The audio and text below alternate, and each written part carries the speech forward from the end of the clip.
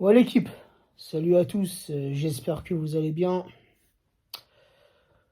On se retrouve pour débriefer le match qui vient de se terminer entre Manchester City et le Paris Saint-Germain. Match qui comptait pour la 5e journée des phases de poule de la Ligue des Champions. Défaite. Première défaite de la saison pour nous Parisiens en Ligue des Champions. Défaite 2-1 et une défaite complètement méritée, complètement logique à l'issue du match. Et là, en fait, avant de commencer ce débrief, je viens d'écouter l'interview de Maurizio Pochettino. Quand je l'entends dire qu'il est satisfait de la prestation défensive de nos 3 attaquants, je me demande s'il le fait exprès ou s'il le pense vraiment. Ou si juste il dit ça pour que le journaliste passe à une autre question, tu vois. Comment tu peux être satisfait de la prestation défensive de nos 3 attaquants qui ne sont quasiment pas revenus défendre, hormis en première mi-temps? Une première mi-temps qui s'est soldée sur un résultat nul, 0-0 en première mi-temps. Une première mi-temps où on a souffert, où Manchester City s'est créé de multiples occasions. Et sur quelques phases offensives des Citizens, on a vu quelques replis défensifs de Neymar, de Messi, de Mbappé, en première mi-temps. Mais rien du tout sur la seconde mi-temps. Donc comment tu peux dire que tu es satisfait? Après, honnêtement, comme je l'ai dit, c'est une défaite méritée. Un match où on a subi, où on a été mis en difficulté, et un excellent match de la part de Manchester City, qui conserve cette place de numéro 1. City est qualifié pour les huitièmes, le Paris Saint-Germain est qualifié pour les huitièmes de finale de cette Ligue des Champions. Mais je m'attendais tout de même à mieux ce soir.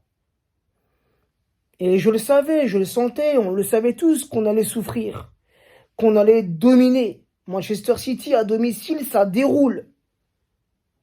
Ça déroule depuis le début de saison, c'est costaud, c'est solide, c'est bien huilé.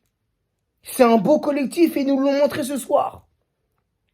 Au niveau de la possession, j'ai pas les stats sous les yeux, mais j'ai jeté un petit coup d'œil à la fin du match.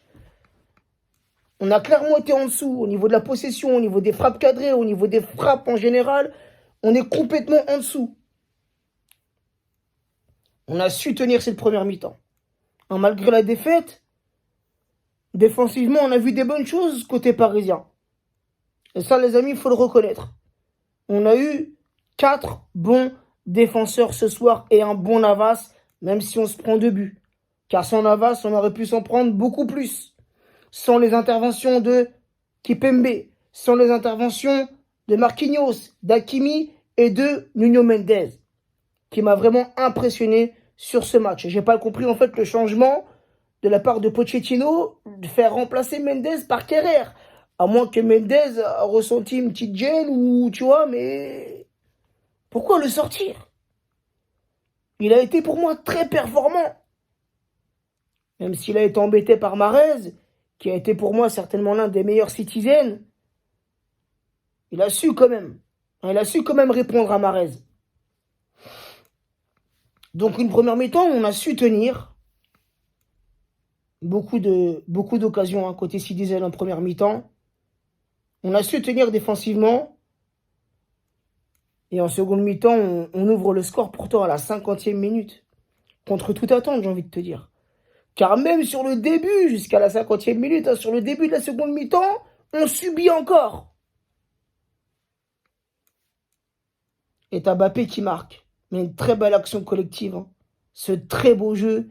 Messi, Herrera, un Neymar, Messi qui centre dans la surface. Voilà, on l'a vu, c'est détourné par le joueur Citizen et ça permet à Mbappé de contrôler, de frapper ce ballon et d'ouvrir le score. Donc là, frérot, tu te dis, mais tu vois, là, c'est bon, on est dans le match. Jusqu'à la 63e minute où on s'est complètement relâché. 73e minute, t'as Sterling qui égalise. T'as Walker qui part dans le dos de la défense. Walker qui a fait un excellent match. Franchement, c'est un très bon latéral. Il part dans le dos de la défense parisienne, il n'y a personne pour le marquer. C'est lui qui arrive à remettre ce ballon. Il y a un petit cafouillage et Sterling qui pousse ce ballon du bout des pieds pour l'égalisation. Et même pas un quart d'heure plus tard, à la 76e, c'est Gabriel Jesus, les amis. Mais comment tu peux laisser Gabriel Jesus? Je revois encore l'action dans ma tête, Bernardo Silva. Il y a déjà Kimi qui est sur Bernardo Silva. Peut-être que nos défenseurs pensent que Silva va la frapper direct, mais il la joue intelligemment. Il la remet en retrait, et tu vois Jésus, il est tout seul. Marquinhos n'est pas dessus, Kipembe n'est pas dessus. Comment tu peux laisser un buteur comme Jésus tout seul? Il a le temps d'armer sa frappe. Et voilà pour le 2-1. Et après, frérot, dès de façon l'égalisation, ça a été un total relâchement. Et juste avant, hein, et je reprends l'exemple de la première mi-temps, où je sentais des Parisiens impliqués. Je sentais des Parisiens agressifs sur le porteur du ballon, des Parisiens qui allaient au pressing. Il y avait de l'abnégation de la part de nos Parisiens. Mais après l'égalisation, plus rien, frère. Après la 63e minute, pardon, plus rien. Plus aucune envie. Plus aucun jeu, plus aucune combinaison. Et ça, c'est pas normal, les gars. Plus aucun repli défensif de la part de nos trois offensifs. Et même le fait d'être passé en 4-2-3-1. Oui, Herrera est sorti. Je pense qu'il avait soit des... Comment dire, il a été touché ou il avait des crampes, j'en sais rien, tu vois. Mais Herrera pouvait plus continuer, même Gay. Mais pourquoi tu passes dans un 4-2-3-1? Pourquoi tu fais rentrer un Di Maria? Tu fais rentrer... Tu joues avec les 4 offensifs, on sait que ça marche pas. On sait que la mayonnaise ne prend pas avec les 4 joueurs offensifs. Tu aurais peut-être pu trouver une autre combine. Laisser 3 milieux. Et le joueur que j'ai aimé ce soir, les amis, le joueur qui pour moi a fait son match, c'est Paredes. C'est l'un des seuls qui est resté sur cette bonne lancée dans ce match. C'est un des seuls qui a tenu le rythme ce soir. De toute façon, Paredes, je vous l'ai déjà dit, hein, et vous le savez, hein, c'est un joueur que j'apprécie beaucoup. J'aime son jeu, j'aime son agressivité, j'aime sa combativité. Tu vois, c'est un joueur, il se bat pour ses partenaires. Donc voilà, une défaite, mais on est tout de même qualifié. Mais je sais pas, j'ai l'impression que Pochettino, frérot, dans sa tête, il est déjà plus au club, frère. Toi, je suis un peu déçu du résultat. Je m'attendais, comme je vous l'ai dit, c'est un match, ce genre de match, surtout à l'extérieur, contre une belle équipe de City. C'est un match difficile à pronostiquer, tu vois. Vous voyez au moins un match nul. Et quand il y a eu le 1-1, je me suis dit, ça sent un match nul, mais voilà, frère. Quelques minutes plus tard, on se fait punir. Et on n'a jamais su revenir dans ce match. On verra ce que ça donne. Hein. On verra ce que ça donne. On verra si Pochettino sera maintenu. Mais quand tu le vois comme ça marcher le long du banc parisien, il dégage aucune émotion, frérot. Il dégage aucune émotion. Même là, quand il a interviewé, on dirait que ça le fait chier de répondre aux questions. Il veut esquiver les questions. Il est là, oui, on a tout de même bien joué, mais... Je sais pas.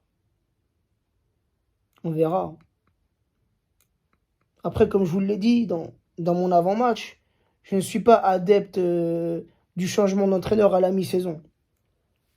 Mais après, frérot, si t'as un entraîneur qui ne se sent plus concerné, si t'as un entraîneur qui ne veut plus continuer, hein, qui n'est plus motivé, bah là, oui, il faudra bien s'en séparer.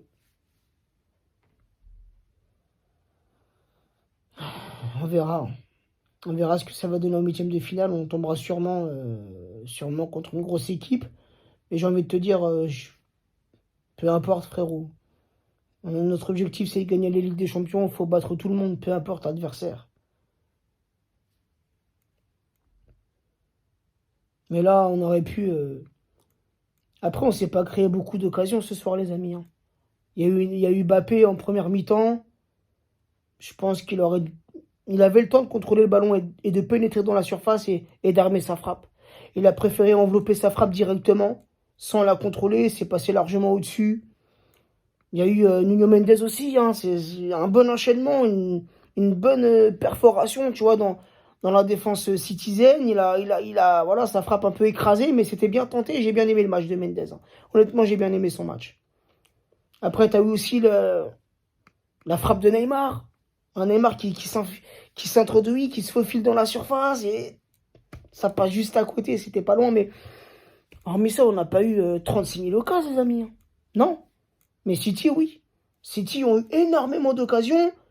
Et même si au bout il y a une défaite, faut tout de même reconnaître que ce soir, malgré tout, on a eu une bonne défense côté parisien. Malgré les 2 buts encaissés et malgré la défaite. On a tout de même eu une défense solide, mais qui s'est cassé la gueule à la fin du match. En tout cas, en seconde mi-temps. Donc voilà la team. Voilà le principal, j'ai envie de te dire, malgré la défaite, c'est la qualification. On va se réjouir avec ça, avec le fait qu'on soit qualifié pour les 8e. Mais faut vraiment que ça change. Là, il nous reste quelques matchs de Ligue 1. Encore un dernier match de Ligue des Champions contre Bruges au Parc des Princes. Mais vraiment, pour la deuxième partie de saison, il faut qu'il y ait un gros changement. Faut qu'il y ait une prise de conscience. Faut qu'il y ait, je sais pas moi, quelque chose. Faut que ça change dans le jeu parisien. Faut que ça change. T'as vu des combinaisons, toi, ce soir, entre les trois? Entre Neymar, Messi, Mbappé? Hormis le but qu'on a marqué, où il y a eu certes de bonnes combinaisons, mais hormis ça.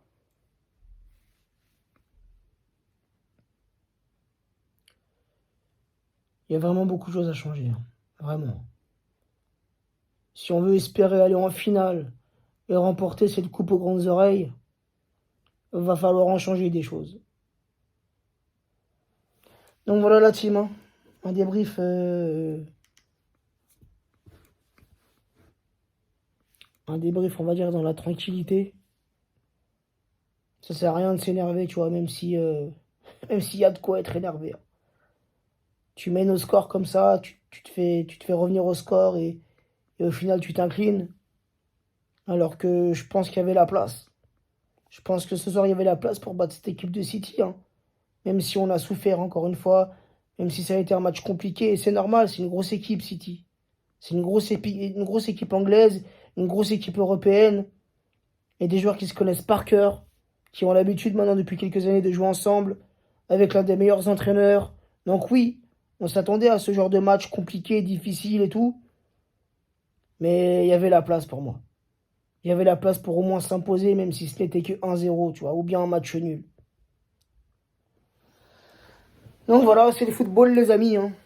Et des défaites, on en verra d'autres. C'est pas la première, ça ne sera pas la dernière. Bref, prenez soin de vous, prenez soin des vôtres, et bonne nuit à tous. Ciao la team.